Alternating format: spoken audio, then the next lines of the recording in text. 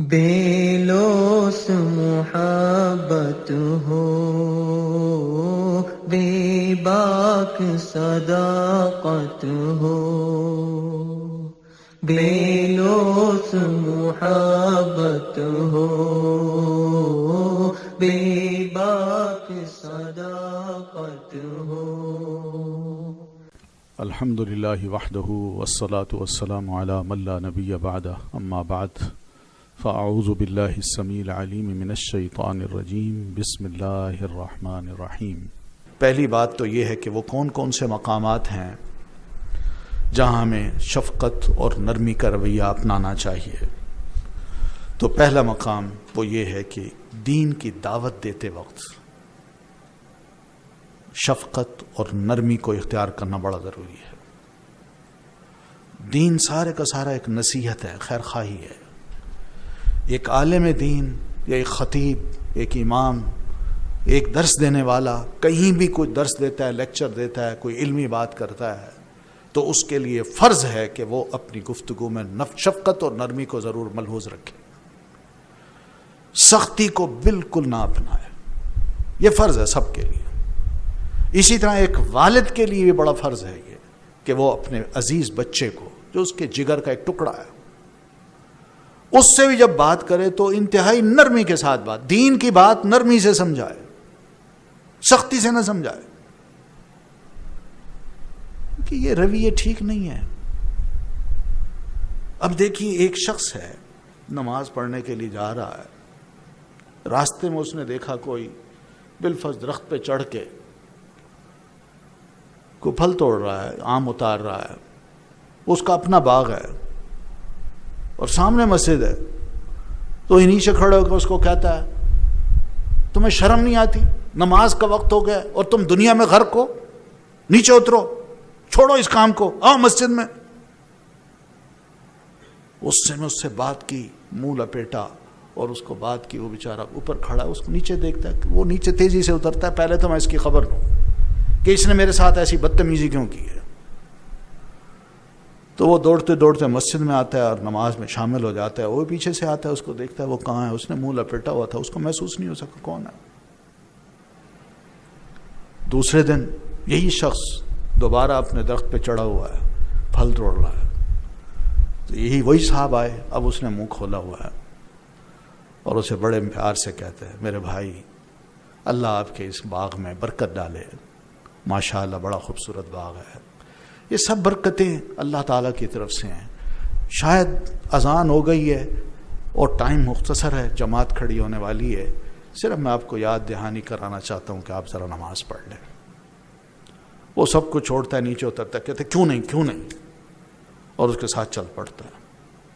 تو کہتا ہے کل ایک بڑا بدتمیز انسان یہاں سے گزرا تھا، وہ مجھے نظر نہیں آ رہا، اگر وہ مجھے ملے تو میں اس کی خبر لوں۔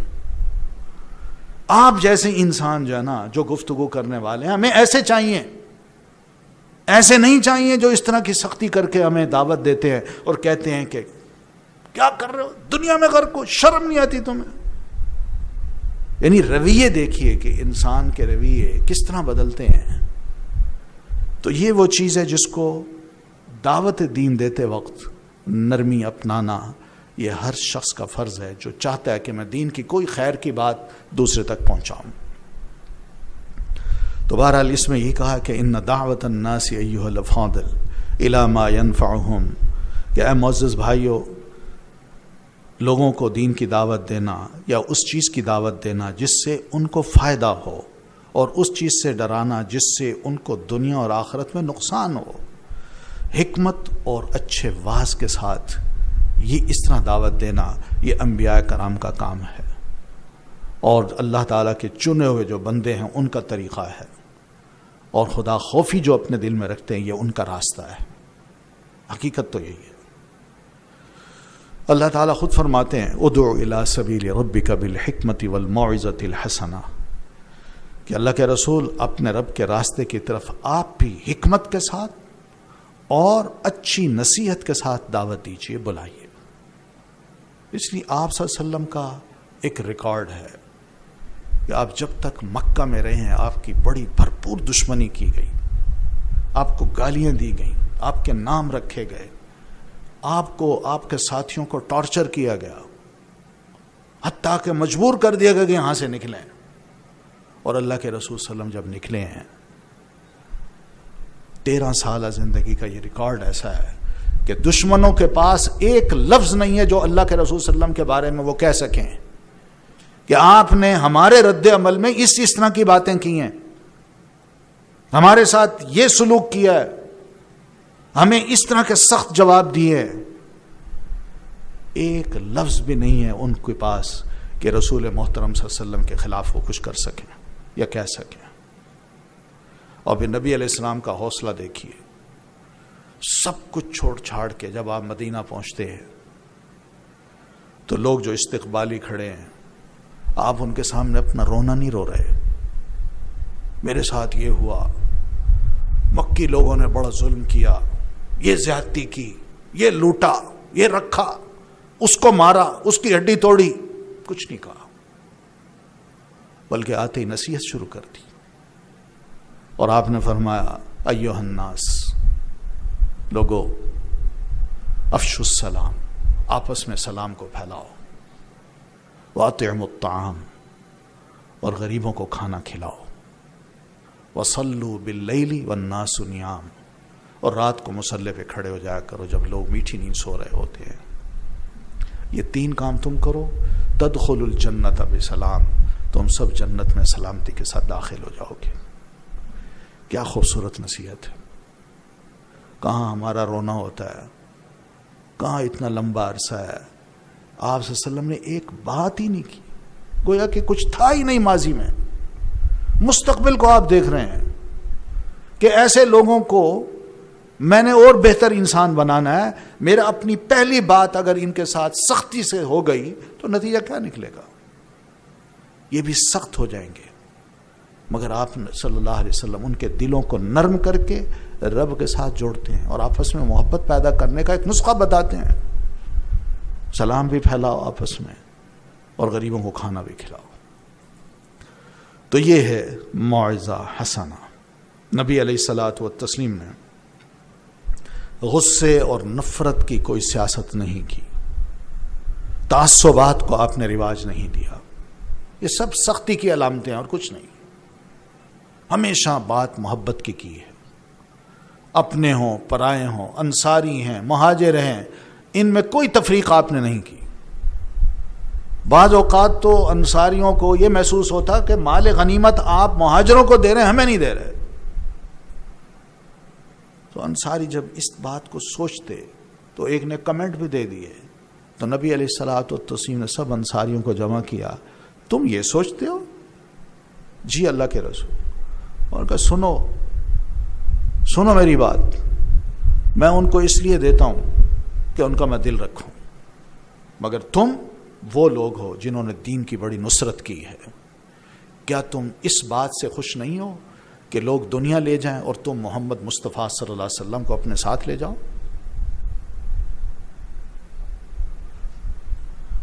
انصار صحابہ رو پڑے،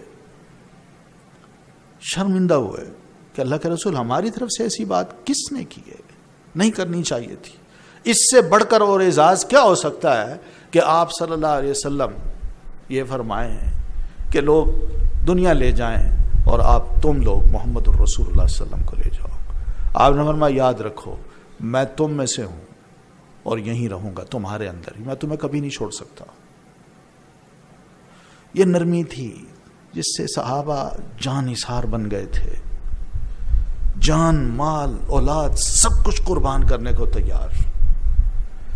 یہی وہ قیادت کی بہترین صفات ہیں جو پیارے نبی علیہ الصلوۃ والتسلیم کی ذات میں تھی. تو بہرحال اللہ تعالیٰ نے یہ جو فرمایا ہے اس کا ایک مفہوم ایک عالم ہے شیخ سعدی رحمۃ اللہ علیہ، وہ فرماتے ہیں لِيَكُنْ دُعَاؤُكَ لِلْخَلْقِ مُسْلِمِهِمْ وَكَافِرِهِمْ إِلَى سَبِيلِ رَبِّكَ الْمُسْتَقِيمِ الْمُشْتَمَلِ عَلَى الْعِلْمِ النَّافِعِ وَالْعَمَلِ الصَّالِحِ. بس اس آیت کی روشنی میں جو نبی علیہ الصلوۃ والتسلیم کو اللہ تعالیٰ نے سمجھائی تھی، اس کی روشنی میں اب مسلمان تمہاری دعوت بھی تمام مخلوق کو، خواہ وہ مسلمان ہو یا کافر ہو، تمہارے رب کے سیدھے راستے کی طرف علم نافع اور عمل صالح پر مشتمل ہونی چاہیے. بس جو دعوت دینی ہے، کوئی گفتگو کرنی ہے تو بڑا ایسا علم دیجئے جو دوسرے کو فائدہ پہنچائے، یا پھر ایسا عمل بتائیے جو دوسرے کو نیکی پر اکسا دے. اس کے علاوہ کوئی بات نہیں کرنی. بالحکمہ کا مطلب بھی یہی ہے کہ حکمت کے ساتھ یہ دعوت دینی ہے. یعنی جو بھی آپ کا مخاطب ہے، جس سے آپ گفتگو کر رہے ہیں، اس کی حالت کو دیکھیے، اس کے لیول کو دیکھیے، اس کے فہم کو دیکھیے، اور اس کے اندر جو قبولیت ہے، ریسیپٹیونیس ہے، اس کو بھی آپ دیکھیے، اور سبمیشن کو بھی دیکھیے. اس کے مطابق آپ اس کو دعوت دیجیے. دیکھیے آپ کی دعوت کا اثر ہوتا ہے کہ نہیں. اب یہی ہے جناب نبی صلی اللہ علیہ وسلم لوگوں کو اب دعوت دے رہے ہیں، لوگ مسلمان ہو رہے ہیں، اور اللہ اتنا خوش ہے کہ اللہ تعالیٰ فرماتے ہیں فَبِمَا رَحْمَةٍ مِّنَ اللَّهِ لِنْتَ لَهُمْ. اللہ کے رسول، اللہ کی آپ پر کتنی رحمت ہے کہ آپ یہ سارے جتنے لوگ آپ کے ارد گرد ہیں یا آپ کے مخالف ہیں، آپ ان کے لیے کتنا نرم دل واقع ہوئے. یہ اللہ تعالیٰ نے آپ کے دل کی حالت کو جانی ہے اور یہ سرٹیفکیٹ دیا ہے، اور ساتھ یہ فرما دی یہ اللہ کی بڑی رحمت ہے آپ پر کہ آپ کا دل ایسا ہو گیا. تو حکمت کی یہ دعوت جہالت کی بجائے علم کے ذریعے سے دینی چاہیے. بعض اوقات انسان حکیمانہ باتیں کرتا ہے اور وہ سمجھتا ہے میں بڑی حکیمانہ باتیں کر رہا ہوں، مگر اس میں علم نہیں ہوتا، جہالت ہوتی ہے.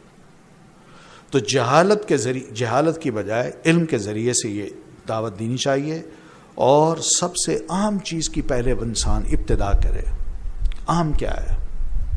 اور ایسے طریقے سے دی جائے کہ جو عقل اور فہم کے قریب ہو، انسان کی عقل بھی اس کو مانتی ہو اور وہ سمجھتا بھی ہو. مراد یہ کہ ایسے الفاظ کا استعمال انسان کرے اور ایسی مثالیں دے کہ الفاظ بھی پبلک سمجھ سکے، اور دوسری یہ کہ مثالیں بھی ایسی دے کہ انسان اس کو سمجھے، اس کی عقل اور فہم میں آئیں وہ مثالیں. ایسی باتیں نہ ہو جو اوپر سے گزر جائیں اور انسانی عقل اس کا انکار کرے کہ نہیں جی یہ میں نہیں مانتا.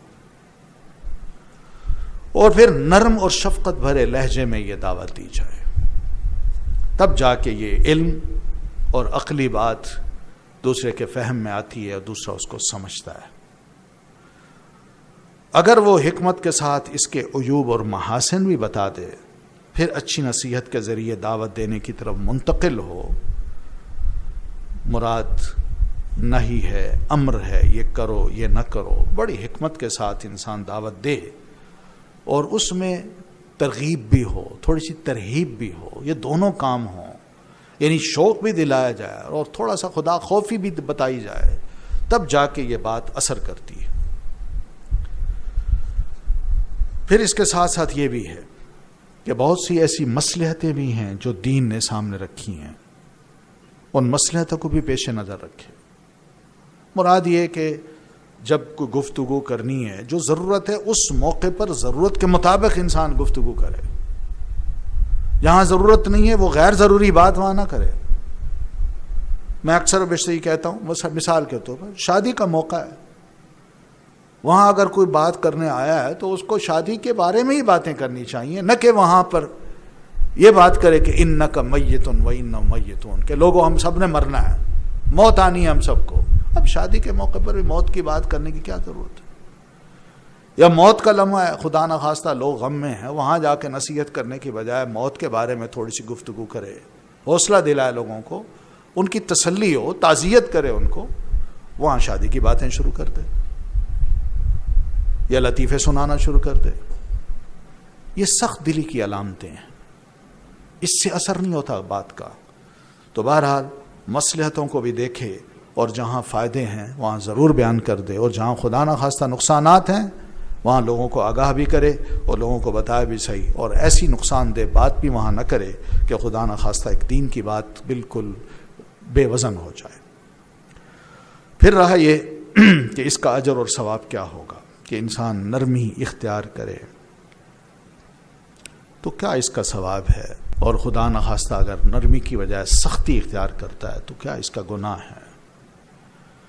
تو جو واقعی دین کی طرف مائل ہے اس شخص کو یہ بندہ بڑی اچھی نصیحت کے ساتھ بتا دے کہ یہ عمل اس کا یہ ثواب ہے، یہ عمل اس کا یہ گناہ ہے، اس کے کام کرنے سے یہ فائدے ہو سکتے ہیں، اللہ خوش ہو سکتا ہے، اور اس کام کے کرنے سے اللہ ناراض بھی ہو سکتا ہے اور یہ نقصان بھی ہو سکتے ہیں۔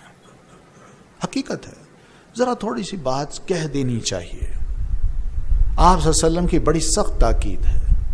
آپ نے اپنے آخری خطبے میں فرمایا تھا کہ لوگو بلغوا عنی ولو آیا، میری ایک بات بھی اگر تمہارے پاس ہے نا، اس کو اپنے تک نہ رکھنا، اس کو ضرور دوسرے تک پہنچا دینا، کیونکہ اس میں فائدہ ہے۔ آپ کی بات ہو، رسول محترم کی بات ہو، اس میں فائدہ نہ ہو اور اس کا اثر نہ ہو، واقعی اثر ہوتا ہے اور فائدہ بھی ہوتا ہے۔ تو اسی وجہ سے یہ بھی کچھ خصوصیات بتائی ہیں کہ ایک دائی انسان جو ہے، دعوت دینے والا، اس کے اندر بھی کچھ خوبیاں ہونی چاہیے، اور ان خوبیوں میں پہلی بات تو ہے کہ اس کا علم ہو، علم کی بنیاد پہ وہ بات کرے، جہالت کی بنیاد پہ نہ کرے، اور پھر دوسری بات کہ اپنی نیت کو خالص اللہ تعالیٰ کے لیے کر لے۔ جب یہ نیت بھی صحیح ہوگی، علم بھی صحیح ہوگا، تو انشاءاللہ اس میں کوئی غصہ نہیں آئے گا، شدت نہیں آئے گی، نرمی ہوگی، کیونکہ اب بے غرض ہو کے وہ بات کر رہا ہے، دوسرے کے فائدے کے لیے کر رہا ہے۔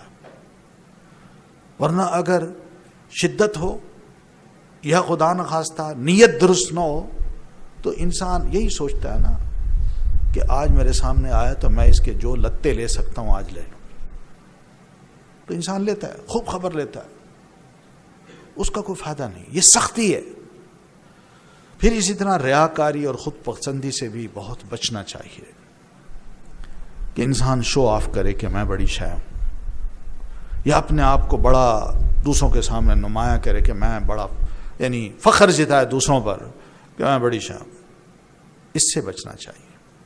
الحمدللہ رسول محترم صلی اللہ علیہ وسلم میں یہ چیزیں نہیں تھیں۔ آپ ایک بہترین انسان تھے۔ انک لعلی خلق عظیم، اللہ کے رسول آپ تو اخلاق کی بلندیوں پر فائز ہیں، بالکل، اور یہ اثرات دوسروں میں بھی پڑے ہیں، تعلیمات دین کے اثرات جو ہیں وہ دوسروں نے بھی لیے ہیں۔ سیدنا عمر بن عبدالعزیز رحمۃ اللہ علیہ وقت کے خلیفہ ہیں، گھر میں ان کے کوئی مہمان آیا، رات کو اس کو اپنے ہاں رکھا، اور رات کو جب وہ اٹھے نماز پڑھنے کے لیے تو وہ مہمان بھی اٹھا، تو آپ نے پانی لیا اور اس کے پاس لے آئے۔ وہ تھوڑا سا بڑا عجیب سا اس کو محسوس ہوا کہ خلیفہ وقت میری خدمت کر رہے ہیں، پانی لا رہے ہیں، تو وہ کہنے لگے امیر المومنین آپ کیا کر رہے ہیں؟ ان کا نہیں، آپ وضو کریں، میں آپ کو وضو کرواتا ہوں۔ نہیں میں خود کر لوں گا۔ ان کا نہیں، کرو، کوئی مسئلہ نہیں۔ انہیں وضو کرایا، وہ بیچارے شرم سے بالکل خاموش ہے، کوئی بات ہی نہیں کر پا رہے کہ میں عجیب سا مہمان ہوں، کہ بجائے اس کے کہ میں امیر المومنین کی میں خدمت کرتا، وہ میری کر رہے ہیں۔ تو سیدنا عمر بن عبدالعزیز رحمۃ اللہ اسے فرماتے ہیں، بھائی کیا مسئلہ ہے؟ مجھے یہ بتاؤ، جب میں پانی لینے گیا تھا کیا میں عمر بن عبدالعزیز نہیں تھا؟ کہاں؟ تو میں واپس آیا ہوں، کیا عمر بن عبدالعزیز نہیں رہا؟ کہا بالکل۔ تمہیں وضو کروایا تھا پہلے، وضو سے پہلے میں کیا عمر بن عبدالعزیز تھا کہ نہیں؟ کہاں؟ تو تمہیں وضو کروا چکا، اب بھی میں عمر بن عبدالعزیز ہوں کہ نہیں؟ تو اس میں کیا فرق پڑا میری ذات پہ، سوائے اس کے کہ میں نے ایک بھلائی تمہارے ساتھ کی ہے اور اس کا ثواب میں نے اللہ تعالیٰ سے چاہا ہے۔ یہ وہ عادات تھیں، یہ وہ اخلاق تھے جو پیارے نبی علیہ الصلوۃ والتسلیم نے اپنی اس امت میں چھوڑے ہیں، اور امت کو سمجھایا ہے کہ اسی طرح ہی آپ بنیے۔ تو اس وجہ سے ایک بات تو یہ سمجھائی، اور دوسری بات یہ بھی سمجھائی کہ اسی دائی کو ہر اس چیز سے بچنا چاہیے جو اس کے عمل کو خراب کرتی ہو۔ یعنی دعوت دے رہا ہے، خود دوسروں کو نصیحت کر رہا ہے، مگر خود میاں فضیحت ہے، خود وہ کام نہیں کر رہا، تو کیا فائدہ ہوگا اس کا؟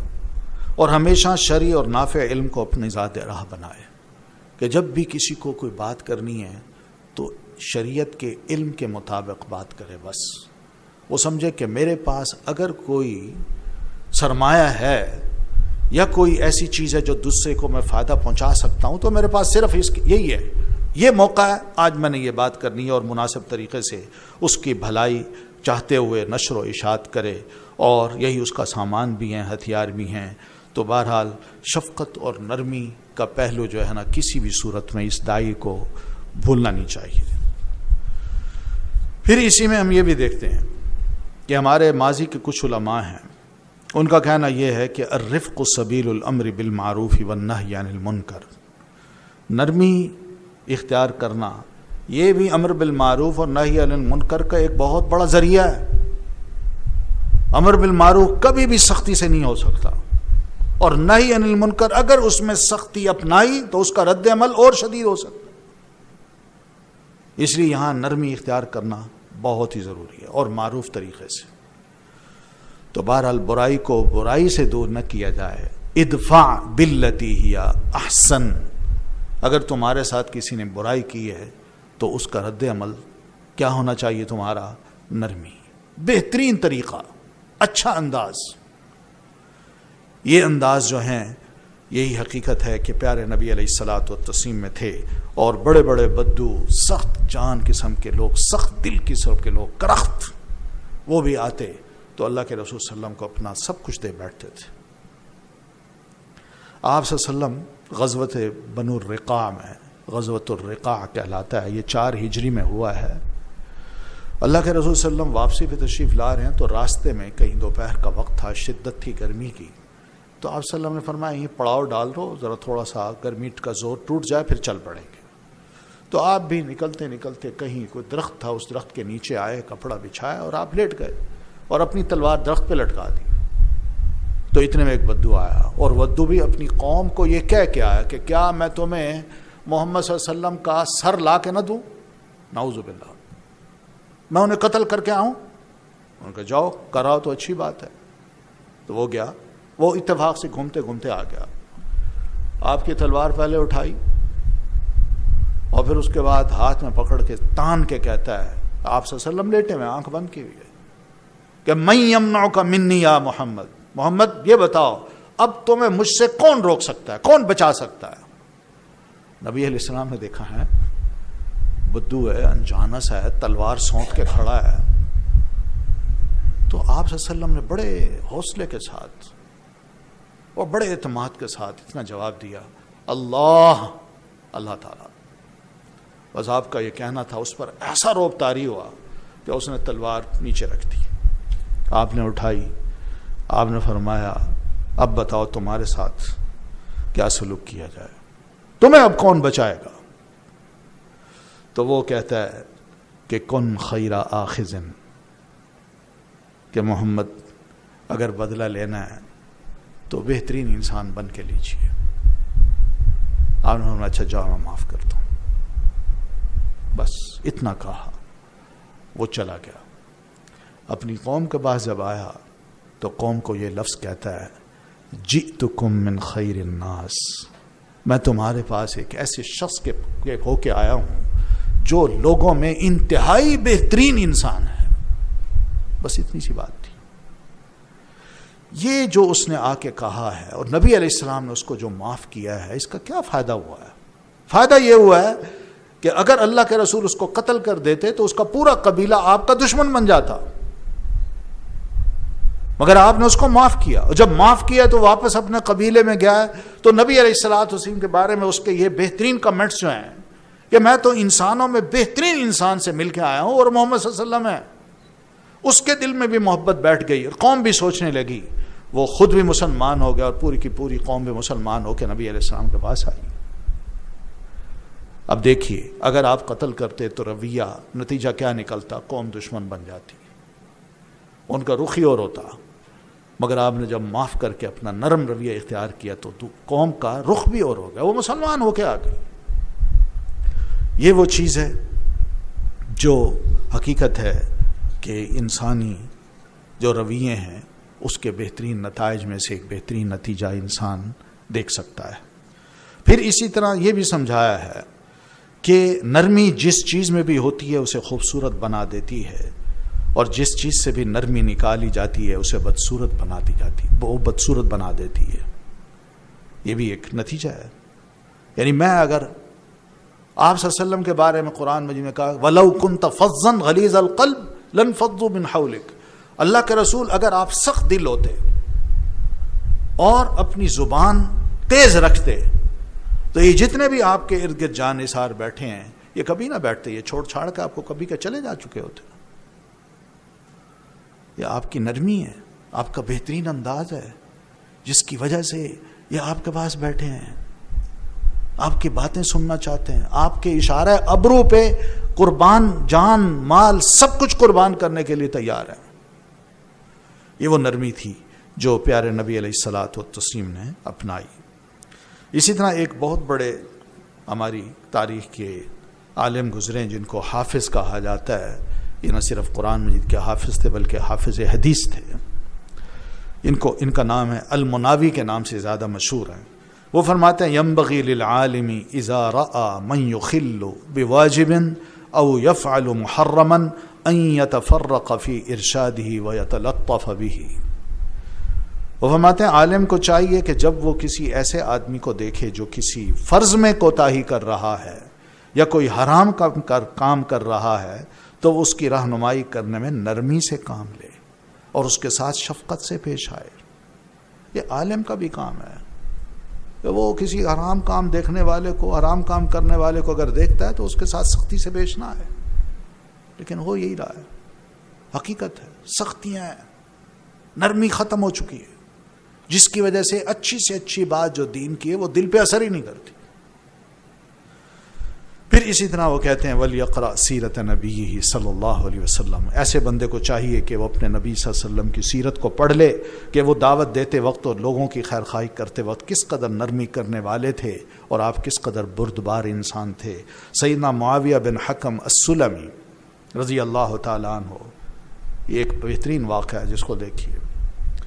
یہ فرماتے ہیں نئے مسلمان ہوئے اور آئے، کچھ دن رہے، نماز بھی آپ کے پیچھے پڑھ رہے ہیں، تو فرماتے ہیں کہ بینا انا اصلی مع رسول اللہ صلی اللہ علیہ وسلم، کہ ایک بار میں نبی صلی اللہ علیہ وسلم کے ساتھ نماز پڑھ رہا تھا کہ اذ عطس رجل من القوم، تو نمازیوں میں کسی ایک کو چھینک آ گئی، تو میں نے نماز میں ہی اس کو کہہ دیا یرحمک اللہ۔ تو لوگوں نے جتنے بھی نمازی پڑھ رہے تھے ساروں نے بڑے عجیب و غریب رویے سے مجھے دیکھنا شروع کیا، اور جو پاس بیٹھے ہوئے تھے انہوں نے بھی دیکھا۔ یا بہرحال وہ کہتے ہیں کہ لوگوں نے کیا کیا کہ مجھے گھورنا شروع کر دیا، تو ان کی اس کیفیت کو دیکھ کے میں سوچنے لگا کہ میں نے کہا واہ سکلا امیہ، تو میں نے کہا میری ماں مجھے گم پائے، یہ میں نے کیا غلط حرکت کر دی کہ سارے میرے بھائی مجھ سے ناراض ہو رہے ہیں اور مجھے اس طرح گھور رہے ہیں۔ تو میں نے کہا ما شأنکم تنظرون الی، بھائی تمہیں کیا ہے کہ مجھے یوں گھور رہے ہو، نماز میں میں نے کہہ دیا۔ تو نماز میں ہی تھے وہ سارے، فجعلوا یضربون بأیدیہم علی افخاذہم، تو انہوں نے اپنے ہاتھوں کو اپنی اس پہ رانوں پہ مارنا شروع کر دیا، یعنی حیرانی میں، پہلے یہ غلطی کی اب بول رہے ہو، اب پوچھتے ہو کہ ما شأنکم، نماز میں بول رہے ہو۔ تو فلما رأیتہم یصمتوننی، جب میں نے انہیں دیکھا کہ وہ تو نماز میں مجھے چپ کرانا چاہتے تھے، تو لکنی سکت، میں چپ رہا، چپ ہو گیا۔ فلما صلی رسول اللہ صلی اللہ علیہ وسلم، تو نبی علیہ السلام نے جب نماز پڑھا دی تو فبی ابی ہوا و امی، یہ صحابی کے الفاظ ہیں جو نئے مسلمان ہوئے ہیں، معاویہ بن حکم السلمی کہتے ہیں کہ میرے ماں باپ آپ پر فدا ہوں، ما رأیت معلما قبلہ ولا بعدہ، میں نے ایسا علم سکھانے والا، تعلیم دینے والا نہ پہلے کبھی دیکھا نہ آپ کے بعد کبھی دیکھا کسی کو، احسن تعلیم منہ، جتنی بہترین تعلیم آپ دیا کرتے تھے آپ سے پہلے میں نے کبھی کسی کو نہیں دیکھا۔ کیا کیا آپ نے؟ فواللہ، اللہ کی قسم، ما قہرنی، نبی علیہ الصلاۃ والتسلیم نے نہ مجھے ڈانٹا، ولا ضربنی، اور نہ مجھے مارا، ولا شتمنی، اور نہ مجھے برا بھلا کہا۔ دوسرے ڈانٹ رہے تھے، نمازی ساتھی، مگر آپ نے کچھ نہیں کہا، بلکہ کیا کہا؟ بڑے نرم انداز میں آپ نے فرمایا بھائی ان ھذہ الصلاۃ، سنو یہ جو نماز ہے اس میں لوگوں کی کسی قسم کی گفتگو روا نہیں ہے، لا یصلح فیہا شیء من کلام الناس، ہم نماز پڑھ رہے ہوتے ہیں آپس میں گفتگو نہیں کرنی چاہیے، نماز میں گفتگو جائز نہیں ہوتی۔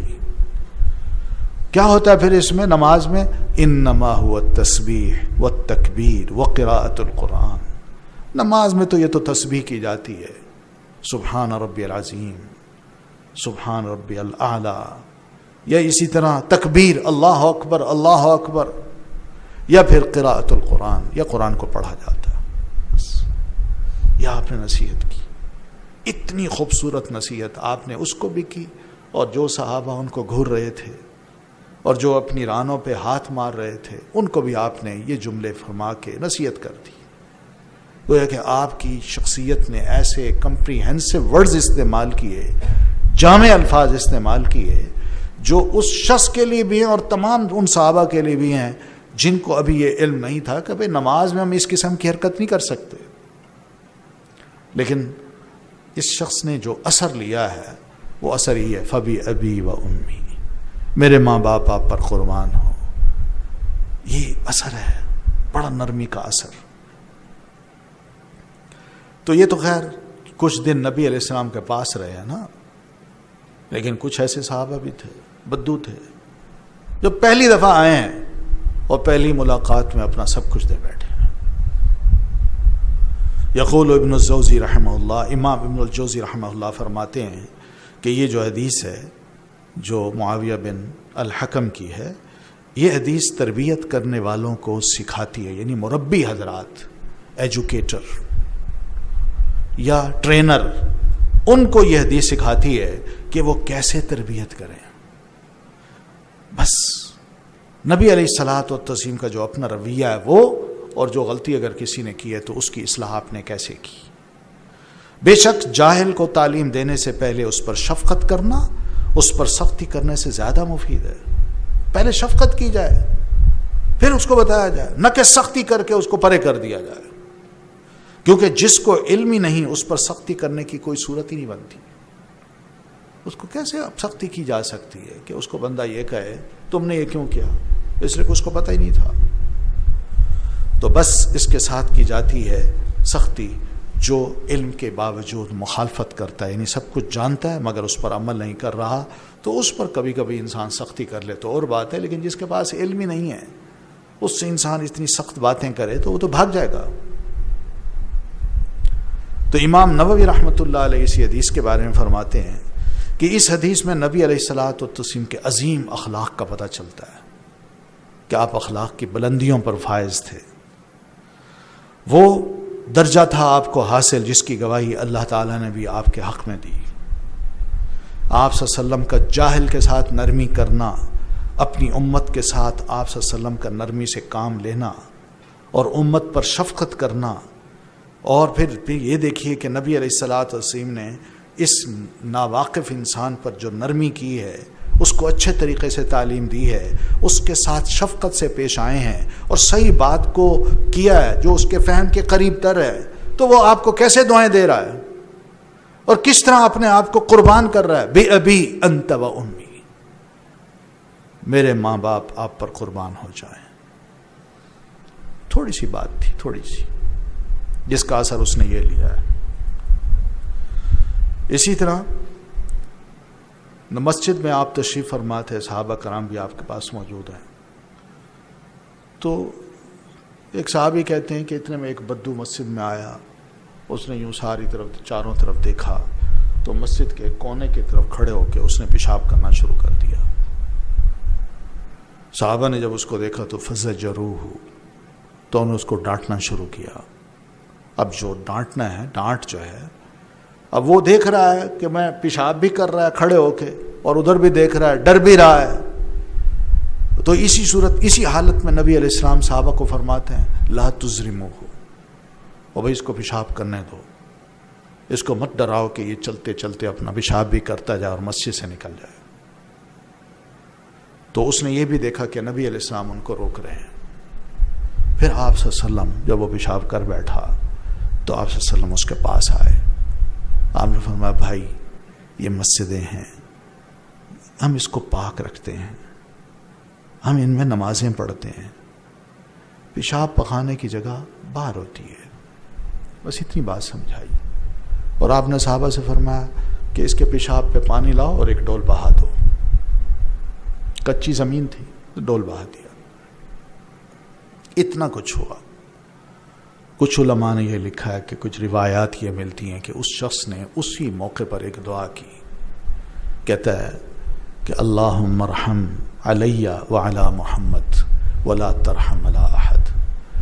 نبی علیہ السلام کے اس نرم رویے کو دیکھ کے وہ اتنا متاثر ہوتا ہے, فوراً دعا کرتا ہے اللہ مجھ پر اور محمد صلی اللہ علیہ وسلم پر رحم کر اور کسی پر رحم نہ کر. اب دیکھیے, جس نے سختی کی ہے اس کے لیے دعا نہیں نکل رہی, اور جس نے نرمی کی ہے اس کے لیے فوراً وہ دعا کر رہا ہے. یہ ہم انسان ہیں, نرم اثر لیتے ہیں اور نرم بات کو ہی پسند کرتے ہیں. تو بہرحال پتہ یہ چلتا ہے کہ اللہ تبارک و تعالیٰ کے دین کی طرف دعوت دینے والا جن جن لوگوں کو بھی دعوت دیتا ہے اسے نرمی کرنی چاہیے, جس کی ایک صورت یہ کہ وہ ہمیشہ اس بات کا حریص ہو کہ جب اسے مسلمانوں میں سے کسی خاص مسلمان کو نصیحت کرنی ہو تو وہ تنہائی میں کرے. کوئی خاص بات کرنی ہے تو سب کے سامنے نہ کرے, پبلکلی نہ کرے, تنہائی میں کرے. اکثر یہ ہوتا ہے بچے ہیں ان کو نصیحت کرنا ہوتی ہے تو سب کے سامنے ہم ڈانٹ دیتے ہیں, اپنے ہیں تو ان کو بھی ڈانٹ دیتے ہیں, حتیٰ کہ بیوی ہے تو اس کو بھی لوگوں کے سامنے ڈانٹ دیتے ہیں. یہ چیزیں اچھی نہیں. ایک انسان ہے, اس کی اپنی خودی ہے, اس کی اپنی شخصیت ہے, اس کو دوسروں کے سامنے ذلیل اور رسوا کیا جا رہا ہے, وہ کبھی کیسے برداشت کر سکتا ہے؟ وہ ایسا نہیں ہو سکتا, اور نہ اس نصیحت کا کوئی اثر لے گا. یہ بھی ہو سکتا ہے کہ وہ الٹ جائے, ہر مثبت بات کو وہ منفی طور پر لے اور جو کہا جائے اس کا الٹ مفہوم لے کے یا الٹ کام کرے تاکہ دوسرے کو وہ تکلیف پہنچائے. یہ سب ہوتا ہے اور ہم یہ دیکھتے ہیں. تو اس لیے جب بھی کسی کو نصیحت کرنی ہے اس کے حق میں تو اس کو خاموشی سے ایک طرف لے جا کے علیحدگی میں رازدارانہ طور پہ اس کو نصیحت کرے, تنہائی میں کرے, نہ کہ سب کے سامنے, کیونکہ یہ چیز اس بات کی زیادہ امید دلا سکتی ہے کہ جسے نصیحت کی جا رہی ہے وہ نصیحت قبول کر لے. باقی وہ قبول کر لیتا ہے, کہتا ہے ٹھیک ہے میں ایسا کروں گا, مان لیتا ہے. تو اس لیے یہی طریقہ نبی علیہ السلام کا بھی رہا ہے, اور ہم سے پہلے جو علماء گزرے ہیں یا اچھے لوگ گزرے ہیں, اچھے والدین گزرے ہیں, ان کا بھی یہی طریقہ رہا ہے. اسی طرح امام ابن رجب رحمۃ اللہ علیہ یہ فرماتے ہیں کہ وَكَانَ السَّلَفُ إِذَا أَرَادُوا نَصِيحَةَ أَحَدٍ وَعَظُوهُ سِرًّا. ہمارے پہلے لوگ جب کسی کو نصیحت کرنا چاہتے تھے اور نصیحت بھی رازدارانہ, تو علیحدہ لے جا کے ہمیشہ اس کو علیحدہ لے جا کے نصیحت کرتے تھے. اور حقیقت ہے اس کا اثر دیکھا گیا ہے. اکثر والدین جو اور یا شوہر یا اسی طرح دوست احباب اکثر اپنی دوستی میں, اپنے تعلقات میں, اپنی محبت میں کامیابی کا راز یہی بتاتے ہیں کہ کوئی عیب دیکھا ہے یا ناپسند کیا ہے اس کو تو پبلکلی اس کو نصیحت نہیں کی, علیحدگی میں کی ہے, اور علیحدگی میں کر کے معافی بھی منگوائی ہے, تسلیم بھی کرایا ہے کہ واقعی یہ غلطی تھی, اور وعدہ بھی لوگوں سے لیا گیا ہے کہ آئندہ یہ حرکت نہیں ہوگی. یہ حقیقت ہے, ایسا ہوتا ہے, ہمارا تجربہ بھی یہی ہے, آپ کا بھی یہی ہوگا. تو اسی وجہ سے ان تمام باتوں کو انسان ذرا ملحوظ رکھے تو وہ زیادہ بہتر ہے. فاللہ یا من رفعت شعار الدعوت الى اللہ جل وعلا بالاخلاص فی عملک للہ وحدہ سبحانہ. تو اللہ سے ڈرو, اللہ سے ڈرو اے وہ انسان جو دعوت الی اللہ کے شعار کو بلند کیے ہوئے ہو, جو چاہتا ہو کہ میں اللہ کی بات دوسروں تک پہنچاؤں اور اس کی خواہش یہی ہو.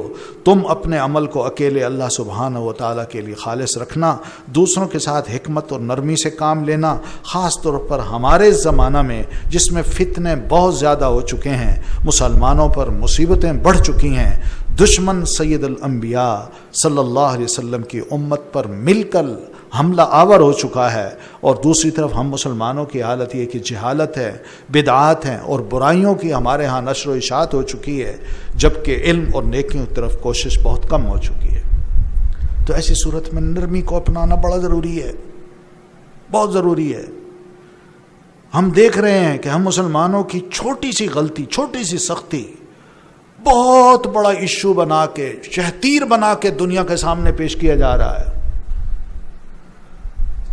معمولی سا بال ان کو بہت بڑا شہتیر نظر آتا ہے، اور اپنے کیے ہوئے گھنے جرائم ان کو لوگوں کے سامنے پیش نہیں کیا جا رہا، بلکہ دبایا جاتا ہے، ان کے لیے راہیں تلاش کی جاتی ہیں، آزار پیش کیے جاتے ہیں کہ یہ معذرت ہے اس کی طرف سے، یہ عذر ہے جس کی وجہ سے اس سے یہ کام ہوا ہے، لیکن ادھر کوئی سننے والا نہیں ہے۔ تو ایسی صورت میں یہ نرمی اور رفق اور شفقت یہ آج کی ضرورت ہے اب مسلمانوں کی، اس لیے یہ زمانہ نرمی، صبر اور حکمت کا زمانہ ہے، سختی کا زمانہ نہیں ہے۔ لوگوں کی اکثریت دنیا کو جہالت اور غفلت میں ترجیح دیتی ہے، یعنی لوگوں کی اکثریت وہ کیا کر رہی ہے؟ دنیا کو ترجیح دے رہی ہے۔ کس بنیاد پہ؟ جہالت کی بنیاد پہ اور غفلت کی بنیاد پہ۔ اس لیے حقیقت تو یہ ہے کہ نہ تو صبر کے بغیر کوئی چارہ ہے ہمارے پاس، اور نہ ہی نرمی کے بغیر کوئی اور چارہ ہے۔ نرمی کریں گے تو دین کی دعوت پھیلے گی، صبر کریں گے تب بھی پھیلے گی، لیکن اگر سختی سے لوگوں کو دعوت دی جائے اور نیکی کی تعلیم دی جائے تو لوگ اس کو قبول نہیں کریں گے۔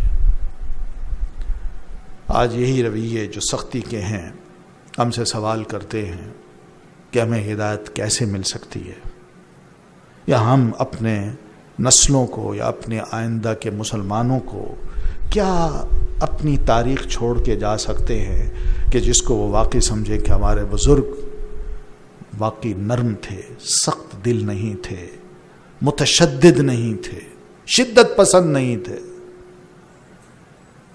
یہ ٹائٹل عام ہو چکا ہے، اور جس کی وجہ سے ہم مسلمان اب چھینپنے لگ گئے ہیں۔ کوئی بات ہوتی ہے آج دیندار کی طرف اشارہ کر دیا جاتا ہے کہ یہ لوگ ایسے ہیں۔ حقیقت ہے لوگ مساجد میں جانا چھوڑ رہے ہیں، لوگ دین کو اپنانا چھوڑ رہے ہیں، اپنے بچوں کو منع کرتے ہیں کہ 5 وقت کی نمازیں تو مسجد میں نہ پڑھو، اپنی بچیوں کو کہتے ہیں کہ بیٹا حجاب نہ پہنو، بیٹوں کو کہتے ہیں داڑھیاں نہ رکھو۔ کیوں؟ معاشرہ ہمیں تانے دیتا ہے کہ تم ایک شدت پسند کے باپ ہو۔ یہ سب چیزیں کیا ہیں؟ حقیقت ہے گو کچھ نہ ہو، نہ والدین کا قصور ہو، نہ اولاد کا قصور ہو، مگر ماحول نے ایسا دباؤ بڑھا دیا ہے کہ بندہ اپنے بچاؤ کے لیے یہی طریقے اب سوچنے لگ گیا ہے کہ میں دب جاؤں اور جو کچھ کہا جا رہا ہے میں اس کو مان لوں اور بس اپنا ایک وقت گزار لوں، اور میرے بچوں کو کوئی نقصان نہ ہو، اور میرا دین کہیں جاتا ہے تو جائے، آخرت وہ نظر نہیں آ رہی۔ تو بہرحال حالات ہمیں یہی بتاتے ہیں کہ ہم مسلمان ضرور اپنے رویوں کے بارے میں سوچیں، ضرور سوچیں، اور ان رویوں میں سختی کو چلتا کریں، نرمی کو اپنائیں، جہاں بھی ہو سکے، جہاں بھی ہو سکے نرمی کو ضرور اپنائیں۔ اسی کے فائدے نظر آئیں گے انشاءاللہ، اور اسی سے دلی سکون بھی ہوگا، کسی کا خوف دل میں نہیں رہے گا کہ میں نے فلاں سے سختی کی ہے، پتہ نہیں اس کا رد عمل کیا ہوتا ہے، فلاں کو گالی دی ہے، فلاں کو گھونسا مارا ہے، پتہ نہیں اب میں جاؤں گا کہیں وہ میرے پیچھے نہ پڑ جائے۔ کئی چیزیں ہوتی ہیں۔ نرمی، کوئی بات نہیں، کسی نے گالی بھی دی ہے تو مسکرا کے انسان خاموشی سے وہاں سے گزر جائے۔ وَإِذَا مَرُّوا بِاللَّغْوِ مَرُّوا كِرَامًا، عزت بچا کے انسان خاموشی سے وہاں سے گزر جائے، بس کافی ہے۔ ہمیں زیب نہیں دیتا آج کے حالات میں۔ حقیقت ہے میں اس لیے یہ بات کر رہا ہوں کہ ہم خود ہیں، ہمارے نوجوان بچے ہیں، اور ان سے چھوٹے بچے بھی ہیں، ہر ایک میں کوئی ایسی شدت آ رہی ہے اور ایسا ماحول ان کا بنا دیا گیا ہے کہ وہ نرم بات کو سننا گوارا ہی نہیں کرتے، نہ پرواہ کرتے ہیں۔ یہ کارٹونز ہیں جن کو بچوں کو ہم بڑے شوق سے دکھاتے ہیں، یہ بچے ایسے کارٹون جو سیکھ رہے ہیں ان کے اندر بھی بڑی شدت آ رہی ہے۔ یہ ریسلنگ ہے جس کو بڑے شوق سے ہم دیکھتے ہیں، ہر وقت خون کھولتا ہے، بس بندے کا دل یہی چاہتا ہے کہ مکہ اور دوسرا میرے سامنے ہو، لگاؤں اس کو گھونسا، اٹھا کے پٹکا کے ماروں اس کو۔ یہ سب چیزیں کیا ہیں؟ یہ اثرات ہیں جو ہم لے رہے ہیں، یہ سب خبیث چیزیں ہیں، ان سے ہمیں بچنا چاہیے، اور جو اچھی چیزیں ہیں ان کو ہمیں ضرور اپنانا چاہیے۔ اور یہی بڑی اہم تعلیم ہے دین کی، اور اسی تعلیم کے لیے کچھ نصیحتیں اب شریعت کی ہم سب کو مختلف جو لیولز ہیں ہمارے یا ٹائٹلز ہیں ہمارے، اس صورت میں شریعتیں ہمیں دی ہیں۔ مثلا پہلی بات یہ فرمائی کہ الرفق واللین بالوالدین، کہ والدین کے ساتھ اولاد نرمی اور شفقت سے پیش آئے۔ یہ بڑا اہم ایشو ہے آج والد کو اپنی عزت بچانے کے لیے اپنے بیٹے کی عزت کرنا پڑتی ہے، وہ ڈانٹتا نہیں ہے۔ اپنی عزت بچانے کے لیے بیٹے کی سختی سے بچنا پڑتا ہے۔ دین حکم یہ دے رہا ہے کہ الرفق واللین بالوالدین، والدین کے ساتھ نرمی اور شفقت سے پیش آنا۔ اللہ تعالیٰ نے قرآن مجید میں ہم مسلمانوں کو حکم دیا ہے کہ اپنے والدین کے ساتھ ہم نے حسن سلوک کرنا ہے اور ان کی اطاعت بھی کرنی ہے، کہنا ماننا ہے ان کا، اور وہ کہنا ماننا ہے جس میں اللہ کی نافرمانی نہ ہو رہی ہو بس۔ اور اکثر و بیشتر والدین جو نصیحت کرتے ہیں اس میں خیر خواہی ہوتی ہے، کوئی والد اپنی اولاد کے بارے میں برا نہیں سوچتا۔ اگر وہ سختی کر بھی رہا ہے تو اس کی وجہ کوئی نہ کوئی یہی ہوگی کہ اسی میں بھلائی ہے بیٹے کی۔ کوئی یہ نہیں ہوتا کہ خدا نہ خواستہ والد دشمن ہے اپنی اولاد کا، وہ والد ہے، تم جگر کے ٹکڑے ہو والد کے، وہ کیسے سوچ سکتا ہے کہ تمہاری تکلیف جو ہے وہ میری تکلیف نہیں ہوگی؟ تو اس لیے والدین کے بارے میں اولاد کو سمجھا ہے کہ اپنے والدین کے بارے میں ہمیشہ نرمی اور شفقت کا جو جذبہ ہے یا رویہ ہے وہ اپنے دل میں رکھیں۔ اور یہاں تک فرمایا کہ والدین خواہ مشرک ہی کیوں نہ ہو، غیر مسلم ہی کیوں نہ ہو، تب بھی ان کے ساتھ اچھا سلوک کرنا ہے۔ وَصَاحِبْهُمَا فِي الدُّنْيَا مَعْرُوفًا، یہ قرآن مجید کا حکم ہے۔ اور آخر میں فرمایا اگر خدا نہ خواستہ ان تعلیمات کو یا ان باتوں پر تم نے عمل نہ کیا تو ایک بات یاد رکھو، الیہ مرجعکم، آنا تم نے میرے پاس ہی ہے، پھر میں ہوں گا اور تم ہوگے، پھر میں نمٹ لوں گا۔ قرآن مجید میں سورۃ عنکبوت کی آیت ہے اور اس طرح سورہ لقمان کی بھی آیت ہے جس میں بڑی تاکید کی گئی ہے۔ اس پہ علماء نے کمنٹس یہ دیے ہیں کہ امام ابن کثیر رحمۃ اللہ علیہ جو بہت بڑے مفسر، محدث اور فقیہ گزرے ہیں، وہ فرماتے ہیں وَمَا هَذِهِ الْوَصِيَّةِ بِالرَّأْفَةِ وَالرَّحْمَةِ وَالْإِحْسَانِ إِلَيْهِمَا فِي مُقَابَلَةِ إِحْسَانِهِمَا الْمُتَقَدِّمِ قال وَإِن جَاهَدَاكَ لِتُشْرِكَ بِي مَا لَيْسَ لَكَ بِهِ عِلْمٌ فَلَا تُطِعْهُمَا، یعنی والدین کے ساتھ احسان کے مقابلے میں ان کے ساتھ شفقت اور رحمت اور احسان کی وصیت جو اللہ تعالیٰ نے کی ہے، تاکید کی ہے، وہ یہ تاکید بھی اس کے ساتھ ساتھ کر دی ہے کہ اگر وہ دونوں تجھ پر زور دیں کہ تو میرے ساتھ اس چیز کو شریک ٹھہرائے جس کے بارے میں تجھے کوئی علم نہیں، تو ان دونوں کا کہنا مت ماننا۔ مراد یہ کہ جب والدین مشرک ہوں اور ان دونوں کی خواہش ہو کہ تم بھی اسلام کو چھوڑ کے ان کے مشرکانہ دین کی پیروی کرو، تو ایسی صورت میں اپنے آپ کو بچاؤ، وہ کام نہ کرو جو تمہارے والدین کر رہے ہیں، اور پھر ان دونوں کو بھی بچاؤ۔ یعنی یہ نہیں کہ تم اپنے آپ کو یہ سمجھو میں تو مسلمان ہو گیا، یہ نہیں مانتے تو نہ مانیں، اور اسی حالت میں خدا نہ خواستہ وہ دنیا سے گزر جائیں، نہ، ان کو بھی بچاؤ۔ اب تمہارا رویہ یہاں پتہ چلے گا کہ تم اپنے ان والدین کے ساتھ کیا سلوک کرتے ہو، کس طرح اپنے اسلام کو پیش کرتے ہو، تاکہ وہ متاثر ہو کے کہیں کہ بیٹا غلطی ہماری ہے، ہم مانتے ہیں کہ یہ دین زیادہ اچھا ہے، ہم غلط تھے، تم صحیح ہو۔ اس پر مزید گفتگو ہم کل کریں گے، یہیں تک اکتفا کرتے ہیں۔ سبحانک اللہم و بحمدک، اشہد ان لا الہ الا انت، استغفرک و اتوب الیک۔ بے لوث محبت ہو، بے باک صداقت ہو، بے لوث محبت ہو، بے باک صداقت ہو،